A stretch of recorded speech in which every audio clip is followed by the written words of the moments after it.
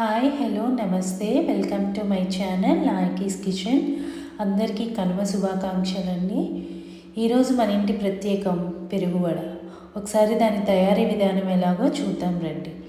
ఒక బౌల్ తీసుకొని 2 గ్లాసుల మినప్పప్పు శుభ్రంగా కడుక్కోవాలి. మూత పెట్టి 4 నుంచి 5 గంటల వరకు నానబెట్టుకోవాలి. తర్వాత మిక్సీలో కానీ గ్రైండర్లో కానీ బాగా మెత్తగా రుబ్బుకోవాలి.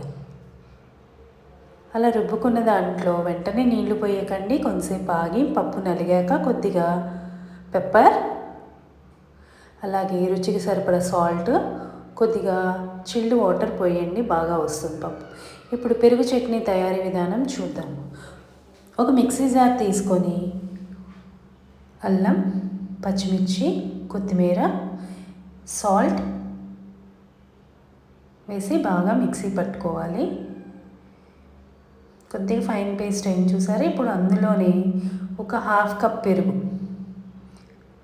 వేసుకొని దాన్ని కూడా స్మూత్ పేస్ట్గా మిక్సీ పట్టుకొని ఒక బౌల్లో తీసి పక్కన పెట్టుకోవాలి. అదే మిక్సీ జార్లో మిగిలిన పెరుగు కూడా వేసుకొని ఒక్కసారి మిక్సీ పట్టేసి ఒక బౌల్లో ట్రాన్స్ఫర్ చేసేసి ముందుగా రుబ్బి పెట్టుకున్న అల్లం, పచ్చిమిర్చి, కొత్తిమీర పేస్ట్ కూడా వేసి కలుపుకోవాలి. ఇప్పుడు ఒక చిన్న బాణల్లో పోపు వేసుకోవాలి. ఆవాలు, జీలకర్ర, మినప్పప్పు, ఇంగువ వేసి ఒకసారి కలుపుకొని కొద్దిగా వేగనివ్వాలి.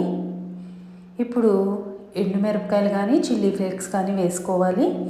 ఇప్పుడు వేగిన పోపు దినుసులు ఆ పెరుగు మిశ్రమంలో కలుపుకోవాలి. సువాసన చాలా బాగా వస్తుంది. ఇంగువ స్మెల్ అయితే చాలా బాగుందండి. ఒకసారి ట్రై చేయండి మీరు కూడా ఇలా నేను చేసిన విధంలో. ఇప్పుడు కొద్దిగా పసుపు కూడా వేసుకోవాలి. కలిపేసి ఒకసారి స్పూన్తో పక్కన పెట్టుకోండి.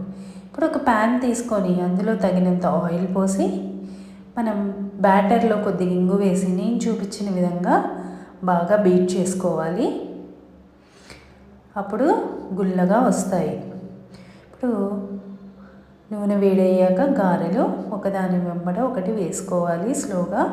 ఇప్పుడు ఒక ఆకు తీసుకొని కొద్దిగా పిండి తీసుకొని దాన్ని సర్కిల్గా చేసి మధ్యలో చిల్లు పెట్టి మెల్లగా నూనెలోకి డ్రాప్ చేయాలి.